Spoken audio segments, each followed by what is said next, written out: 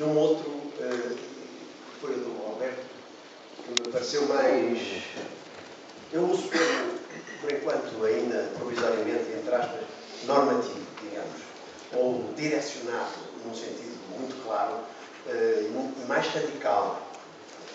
E era em relação a isso que eu gostava, que eu me coloco, quer dizer, a intervenção da Filomena foi parabólica, exemplar, digamos, e no final, como acontece, tirou a moral da história para aquilo que interessa quanto ao tema, não é? Das indústrias da cultura. No caso do Alberto, foi um pouco ao contrário, partindo do poeta, do Rilke, e com outras referências pelo meio, desde logo enveredou por um caminho que a mim me parece um pouco normativo, no sentido de ser extremamente afirmativo, bastante radical, no sentido de dizer devemos fazer isto, devemos fazer aquilo na situação atual, em relação à arte, na sua relação com as chamadas indústrias da cultura. A questão que eu coloco é quem fala aí? Quem é este nós? Que voz, com mais ou menos autoridade, de que lugar de sentido fala essa voz, não é? Quem é esse nós? Porque, por exemplo, Bruno Valheim veio a seguir colocar uma questão que parece responder a essa, dizendo, bom, afinal, na situação atual, quem é que nos vai dizer aquilo que devemos fazer, ver, como agir, não é? Onde está a voz ou a instância de alguma autoridade, de alguém que indique caminho, não é? Essa é a minha dificuldade. Que caminho e que voz é essa? De que lugar de sentido se fala quando se diz devemos? Não é?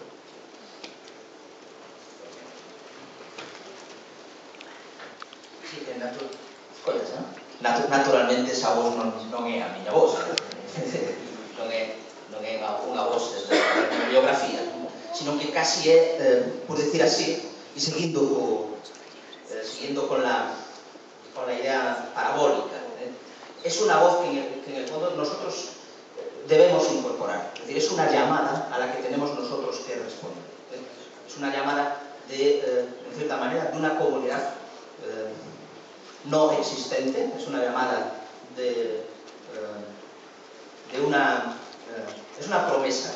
Es una promesa de comunidad. Es una promesa de comunidad en la cual cada uno de nosotros tenemos que performativamente tratar de responder a esa de manera casi diría que ese sujeto colectivo es un sujeto de enunciación en el que todos podríamos formar parte para establecer un camino. Es decir, el camino no está hecho, ese camino no está.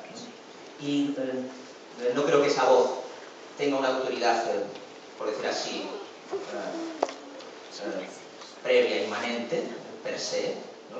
Sino que la autoridad se la hace justamente en la medida en que pueda ir encaminando hacia determinados colectivos, hacia promesas minúsculas, ¿no? En las cuales todos podamos sentir justamente afirmativamente la existencia, simplemente.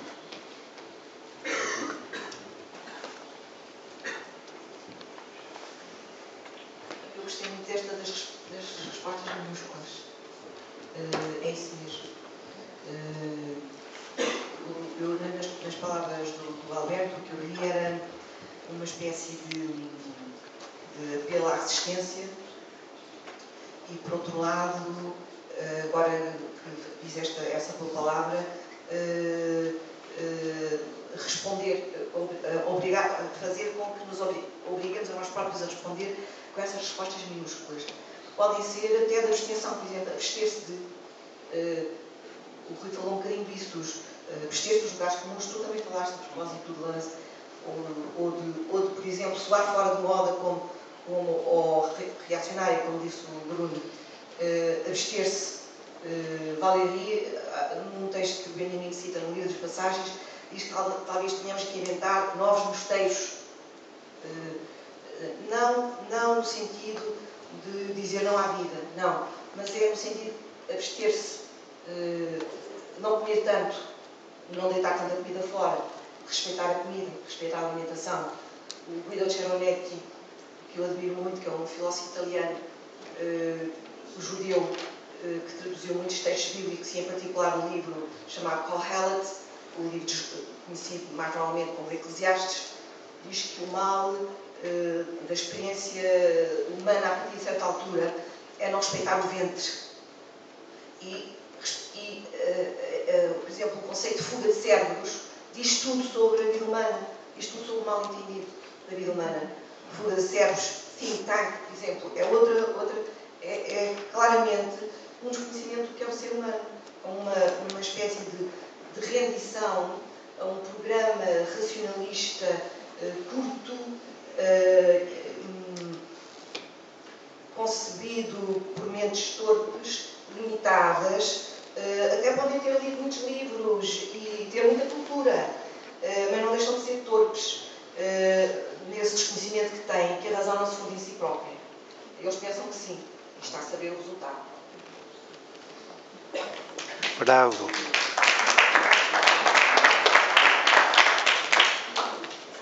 Eu só também dizer aqui uma pequena palavra de contribuição sobre essa questão de quem é que diz devemos ou de quem é essa voz, que era do Alberto. Eu acho que essa voz, esse devemos, somos nós todos. Todos. Todos porquê? Porque é evidente que, pelo menos é assim que eu vejo, quer a arte, quer as ciências, quer a economia, quer tudo, só existem num contexto de comunidade.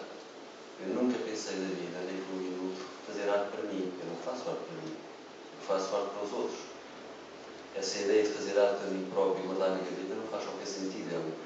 É uma abstração que não tem sentido. Ninguém faz arte para si. Isso é a ideia psicanalítica, saudífica, da confissão, do crediário. Isso não existe, não é arte. A arte é para os outros. De tal maneira para os outros que todos somos responsáveis. Mas somos responsáveis no sentido comunitário, cada um da sua área, não é?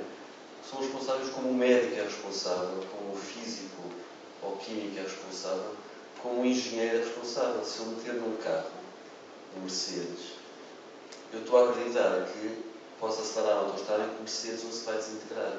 Portanto, eu tenho confiança que esses engenheiros da Mercedes fizeram o máximo para que os seus conhecimentos tivessem um caminho mais curto, ou um caminho mais completo até chegar ao seu destino. Não é? E com os artistas, e com os pensadores, e com os poetas, e com os músicos, e com quem quisermos, portanto, também com os criadores, o sentido é sempre de responsabilidade de comunidade. E eu acho que quando o Alberto diz devemos, ou temos, ou eu compreendo as palavras do Alberto no sentido de todos, porque se não houver os outros, não existimos nós. Só existimos porque os outros existem, no fundo é o que eu queria dizer. Incluso tiene que ver con el término de tradición que decías antes, ¿no? Nosotros recibimos y se nos entrega una serie de signos y de valores culturales. Y nuestra responsabilidad es no solo heredar eso, sino mantenerlo e implementarlo y hacerlo crecer, ¿no? Y esa entrega es la responsabilidad que tenemos. Uno de los síntomas precisamente de nuestro tiempo sin futuro, con este tiempo suspenso, es la desvinculación con respecto a la tradición. Nosotros estamos en una enfermedad, tal vez la enfermedad metafórica de nuestro tiempo es el Alzheimer. Somos una sociedad que sufre de Alzheimer justamente porque hemos roto cualquier vinculación con un sentido de la tradición, ¿no? Y en ese sentido la industria cultural vive en el puro presentismo. El último ismo es el presentismo. No les interesa más que el puro presente. Y hay una dictadura del presentismo verdaderamente obvia en el funcionamiento de la industria cultural. Nuno, would you like to add anything? Would you like to add anything?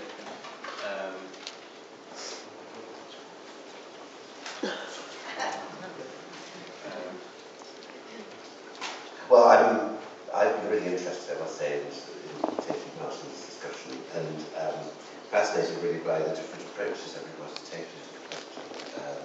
Sometimes rather metaphorical,